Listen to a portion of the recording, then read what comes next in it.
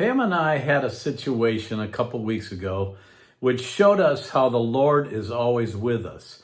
And I want to talk to you about it in your morning cup of inspiration. We had a bit of a scare.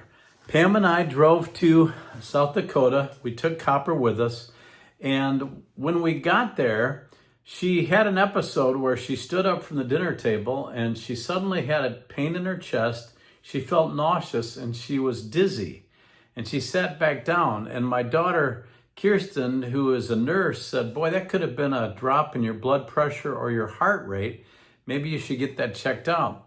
Well, she flew out from South Dakota to Idaho to see her family, and when she had a layover in an airport, she had that episode again. The same thing happened. When she got to her daughter's house, her first morning there, she was having coffee and talking to her daughter, and she had another episode.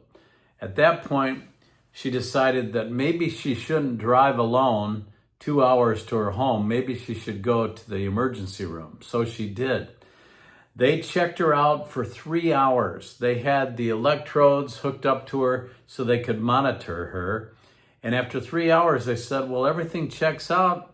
I guess we're going to let you go." They were just about to remove those electrodes when she had another episode, and they saw her heart drop from 62 beats a minute to 30 beats a minute. Long story short, later that evening actually, they life flighted her from that hospital to a bigger city and a bigger hospital where they were able to put in a pacemaker, and today she's doing fine. But you know, if she had decided to not go to the ER, and if she tried to drive alone, who knows what could have happened? Or if she had not had that episode while she was hooked up, they never would have caught it. But God was with her. And we read about it in Deuteronomy chapter 31, verse 6. It says, "Be strong and courageous. Do not be afraid or terrified, for the Lord your God goes with you. He will never leave you nor forsake you." So we appreciate your prayers for Pam. Although she's doing great right now, it's a little bit of a lifestyle change for us.